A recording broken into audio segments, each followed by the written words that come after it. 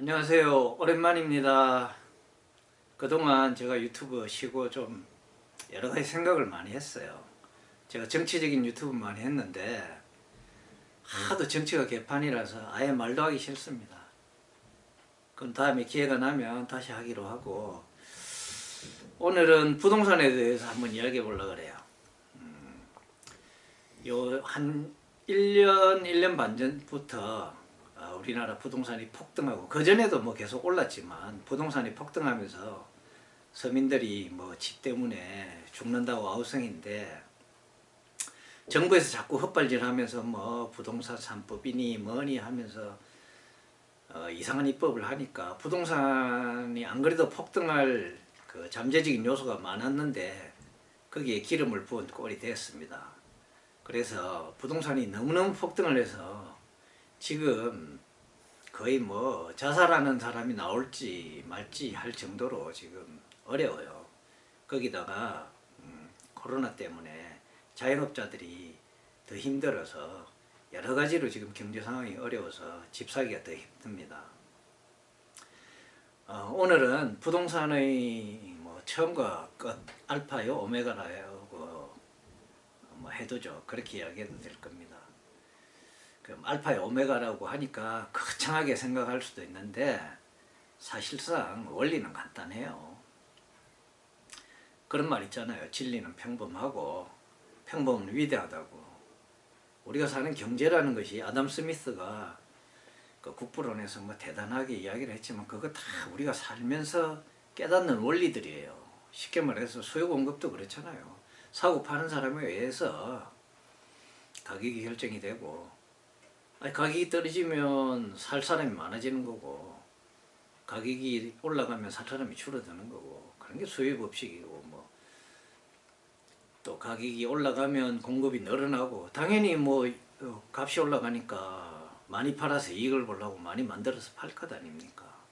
또 가격이 내려가면 팔라고 했던 사람들이 이 가격에는 못 팔겠네 하고 거둬들여서 공급이 줄어들고, 이런 게 수요의 법칙, 공급의 법칙, 수요 공급의 법칙, 뭐 그런 거예요. 경제란 게 간단한 겁니다, 사실은. 그래서 오늘은 이 폭등하는 장, 이미 뭐 부동산이 많이 폭등했죠. 그래서 뭐 변창흠이 나와가지고 뭐 공공주택을 짓네 어쩌네 해서 지금 주춤한다 뭐 그렇게 뭐 선전했었는데 그 다 언론 플레이고요. 예.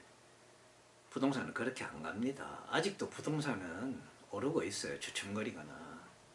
오르다가 주춤거리는 거지 값이 내리는 경우 잘 없습니다. 일시적으로 뭐 IMF나 리먼 브라더스 사태 이럴 때 경제적인 충격이 와서 좀 하락하는 경우는 있어도, 하락하는 듯이 뭐 보이다가도 제자리 유지하거나 보합세라 그러죠. 예. 조금 떨어지다가 다시 올라오고 그래요. 폭락하는 일은 그 두 번밖에 없었습니다. 그것도 금방 회복했잖아요. 그래서 오늘은 그 부동산을 어떻게, 부동산이 아니라 집을 어떻게 사는지 그걸 이야기해 보려고 그래요. 혹시 뭐 투기를 해서 돈을 벌겠다 이런 사람은 제 유튜브 안 보셔도 됩니다. 그런 거하고 전혀 상관없고요. 그건 딴 데 가서 다른 유튜버들이 많이 하니까 거기 가서 보세요. 저는 내가 꼭 필요한 무주택자가 내 집 하나 자가 내가 살 집을 사는 그거에 대해서 말씀드리려고 해요. 제가 그렇게 해서 집을 샀으니까요. 예. 부동산 투기가 아니라 내 살 집이 필요해서 사는, 집 사는 방법을 말씀드리려고 그래요. 뭐 대단한 경제 원리가 있는 것도 아니고 간단해요. 집은 왜 있어야 되느냐 그거부터 이야기하죠. 뭐 정부에서도 그러고 집 사지 마라, 뭐 전세 살아라, 월세 살아라 이런 뭐 존리 같은 투자 상담사도 있고 그래요. 그런데 여러분들 남의 집에 살아보니 어떻던가요? 항상 불안하죠. 2년 금방 옵니다. 그것도 옛날에는 1년 계약이 있고요. 그전에는 계약 기간도 없었어요. 집주인 나가라면 나가고. 그래서 뭐 집 없는 서름 많이 겪었잖아요. 대한민국 국민들. 그래서 뭐 집에 대한 집착이 다른 나라 국민들보다 더 강하죠. 그래서 집은 의식주 중에 하나입니다. 우리가 의식주 그러잖아요. 옷 입어야 되고요. 먹어야 살고요. 어딘가는 내 집을 가지고 살아야 됩니다. 전세든 월세든 자가든 내 잠잘 곳 있어야 되고 내 짐을 둘 곳이 있어야 되고 또 내가 휴식을 취할 곳도 있어야 되는 거예요. 그 중요한 집을 남한테 빌려서 쓴다. 항상 불안한 겁니다. 지금 뭐 2+2, 2년 플러스 2년으로 뭐 임대차법 바꿔서 그렇게 하는데 그것도 금방 옵니다. 2년 금방 오고요. 살다 보면 그 이사하는 거 보통 일 아닙니다. 비용도 만만치 않고 또 2+2 4년 해봐야 4년도 생각보다 빨리 옵니다. 지금 많은 유튜브들이 어떻게 된 심판인지 요즘 집을 주식처럼 이야기해요. 조금 더 떨어질 것 같으니까 기다렸다가 쌀 때 사라. 쌀 때 사서 또 올라가면 그때 뭐 팔아라. 집은 그러는 거 아닙니다. 내 집은, 내 자가는 그렇게 하는 게 아니에요. 소위 말해서 우리 가족의 보금자리고 새로 치면 둥지인데 그걸 함부로 헐어서 팔고 사고 그렇게 할 수 없는 겁니다. 주식은 갖고 있지 않아도 살 수 있어요. 그렇지만 집은 전세든 월세든 하다못해 여관방이든 있어야 사람이 살 수가 있는 거예요. 허공에서 살 수 있는 게 아니잖아요. 주식은 사이버 공간에 숫자로 존재할 수 있지만 그 실물을 만지는 사람 없잖아요. 정권 예탁원에 다 맡겨놓고. 하지만 집은 직접 누려야 되는 재화입니다. 그런 집을 마치 주식처럼 쌀 때 사서 비쌀 때 팔고 이런 건 투기 심리예요. 그렇게 하면 큰 돈 벌 것 같지만 돈도 못 벌고요. 가장 중요한 가족의 안정감 이런 걸 잃고 살게 됩니다. 내 아이가 친구도 없이 1년에 한 번씩 2년에 한 번씩 이사 다니고 전학 다니고 해보세요. 그 아이의 인생이 불행해집니다. 그래서 집은 꼭 필요하고요. 그런 집을 어떻게 사느냐? 간단해요. 연끌하지 마라, 비투하지 마라 그러는데 연끌하고 비투해야 됩니다. 다만 그 무리하는 것이 내가 감당하는 선을 넘어서는 안 됩니다. 저 같은 경우에는 2005년도 2월 달에 계약을 해서 3.1절 내일 모레가 3.1절이네요. 그죠? 3.1절에 이사를 했습니다. 뭐 이런저런 사유로 모든 거 다 날려먹고 물론 직장은 다니고 있었습니다. 제가 날려먹은 것도 있고 집사람이 날려먹은 것도 있고 해서 제가 직장생활 한 10여 년 넘게 했는데도 제가 돈을 다 날려서 정말 가진 거 하나 없이 지방의 회사 사택에 살고 있었어요. 그런데 서울로 발령이 날 것 같아서 조마조마했습니다. 서울에는 사택을 안 주거든요. 서울에 오면 길거리에서 살 수는 없잖아요. 그때 부끄럽지만 아내가 카드 빚을 한 1억 정도 졌는데 그거 갚느라고 제가 2002년 3년 생고생을 했습니다. 지방 사택에 살면서요. 그리고 서울로 발령 날 걸 대비해서 2004년도에 어떻게 모아보니까 한 2천만 원 정도가 수중에 생겼어요. 생긴 건 아니고 저축을 해서 모은 거죠.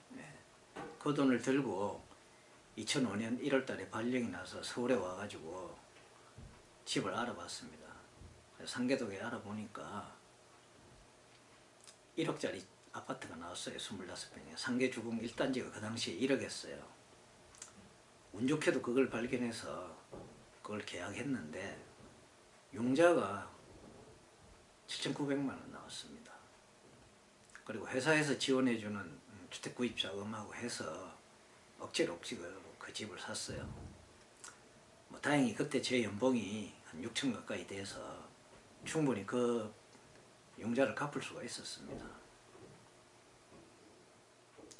어른들이 그런 이야기 하죠. 집에 들어가는 빚은 절대 걱정하지 마라. 옛날부터 제가 어릴 때도 그런 이야기를 많이 들었습니다. 그래서 지금 뭐 영끌하지 마라, 비투하지 마라, 많은 유튜브들이 그러죠. 그렇게 빚 안 내면 집을 살 수 있습니까? 집을 살려면 대출을 반드시 해야 됩니다. 근데 정부에서 대출을 규제하죠. 그러니 집 사기가 어려운 겁니다. 뭐 정부에서 풀어줘야 될 문제인데 할 수 있는 한 최대한 제도권 내에서 대출을 받고요.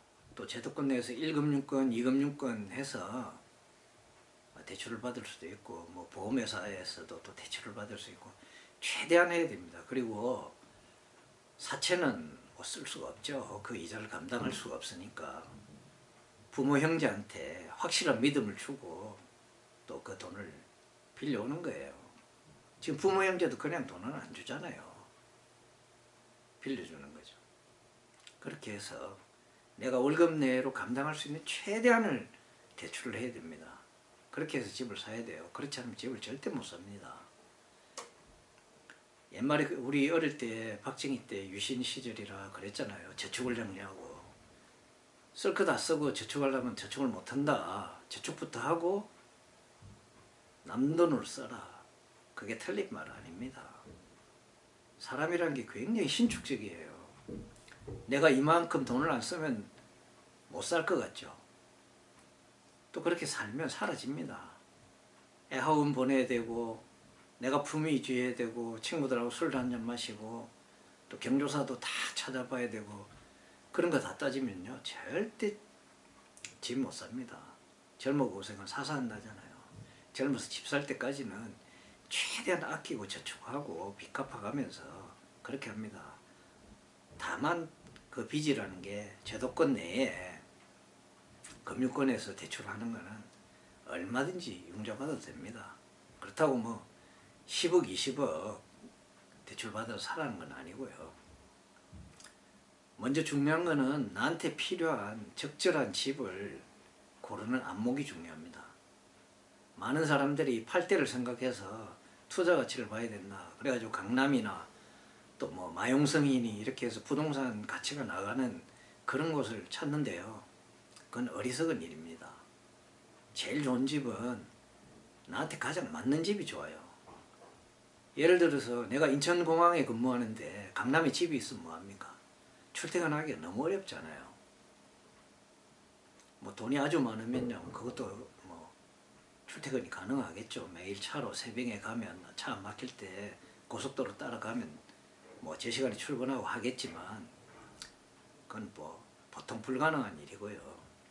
나한테 맞는 집을 고르는 겁니다. 투자 가치 따라서 아까도 이야기했지만 아이들 생각 안 하고 여기저기 전전해 다니면 가족이 불행해져요. 돈만 모으면 뭐합니까? 가족이 불행해지는데. 저 같은 경우에는 1순위가 아이의 학교였어요. 항상 학교 근처로 이사가고 아이가 학교 다니기 편한데 그런 쪽으로 다녔습니다. 지금 제가 집을 아까 서울에 샀다고 했지만 저 집은 지방 집값밖에 안 해요. 그래도 저는 행복합니다. 왜? 저한테 맞는 집이니까요. 저 강남 집하고 제 집하고 안 바꾼다고 제 유튜브 본 사람들은 들었을 겁니다. 창문을 열면 제가 좋아하는 산이 바로 3, 4m 앞에 시작이 되고요. 산도 보통 산이 아니고 관악산, 삼성산 이런 큰 산이 바로 시작됩니다. 그래서 아이 학교 가깝고 첫 번째 99%가 그거예요. 아이한테 맞게 위치를 정했고 또 내가 좋아하는 자연이 있는 곳 그 두 개 조건이 맞아서 산 겁니다. 투자 가치는 플러스 알파일 뿐이에요. 그렇게 해서 집을 샀는데 투자 가치까지 있으면 좋은 거고 아니면 그뿐이지. 그래서 없는 돈으로 억지로 강남이나 마용성 이런 데 집 살라고 또 한 방에 로또 맞으려고 뭐 청약 기다리고 당첨될 때까지 기다리다가 50, 60 되고 그런 일 하지 마시고요. 내가 살 수 있는 집, 첫 번째는 나한테 맞는 집, 두 번째는 내 경제 여건으로 살 수 있는 집, 대출 좀 내서 충분히 갚을 수 있는 대출. 대신 대출은 최대한을 하는 겁니다. 내가 갚을 수 있는 최대한. 그리고 비용은 최대한 절약해서 그렇게 몇 년 살아보면 알겠지만 금방 빚은 갚아지고 내 비용은 비용대로 씀씀이가 줄어서 금방 회복이 됩니다. 그렇게 해서 빚 다 갚고 나면요, 금금절약하는 정신이 몸에 배해서 돈이 금방 모입니다. 간단하죠? 이게 부동산의 처음과 끝입니다. 두 채, 세 채 사서 또는 뭐 부동산으로 돈 벌려고 투기하고 이런 사람들은 이 유튜브 볼 필요 없어요. 그런 사람한테 해당 안 됩니다. 아까도 이야기했지만. 그러나 무주택자로서 내가 편안하게 살 집 하나 고른다. 그러면 잘 생각해 보세요. 복잡하지 않습니다. 나한테 맞는 집 고르고 경제 여건에 맞는 집 고르고, 많은 또 특히 여자분들이 그러죠. 나는 그 동네 못 산다. 그런 거 없습니다. 다 사람 사는 동네예요. 어디는 우범지대고 어디는 뭐 지저분하고 그런 거 없습니다. 가서 다 살아보면 정들고 내 동네가 되고 내 집이 되는 겁니다. 제가 아까 말씀드렸죠. 저는 억지로 그렇게 해서 집을 서울로 사서 와가지고 그 빚 갚고 이제 빚 하나도 없이 제가 마음에 드는 동네에 잘 살고 있습니다.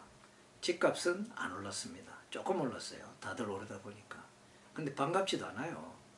다른 집은 2배 올랐는데 우리 집은 뭐 한 40% 올랐는데 이사를 갈 데가 없잖아요. 그냥 이 집에서 사는 거죠. 제일 중요한 거는 내가 사는 보금자리, 나와 가족이 편안히 사는 둥지, 그걸 찾는다, 이 생각이 제일 중요한 겁니다. 뭐 대단한 경제 원리나 비결을 찾아서 이 유튜브를 보신 분들한테 실망을 드려서 죄송한데 간단한 원리입니다. 그렇게 해서 집을 사고 열심히 살면서 빚을 갚아가면서 그 다음에 중요한 거는 나와 가족의 행복을 추구하는 일입니다. 너무 집 돈돈하고 살지 마세요. 내 살 집 있고 빚 없으면 괜찮은 겁니다. 직장 있고. 그 다음에는 가족들하고 재밌게 즐기고 사세요. 나중에 돈이 되고 안 되고 부자가 되고 안 되고는 사실상 손금 안에 있습니다. 운에 더 많이 달렸어요. 오늘 조금 실망스러운 내용이 될지도 모르겠는데 어떠한 비결도 없습니다. 간단한 원리입니다. 그냥 우리가 늘 알고 있는 단순한 원리, 이 원리에 충실하시면 됩니다. 이상입니다.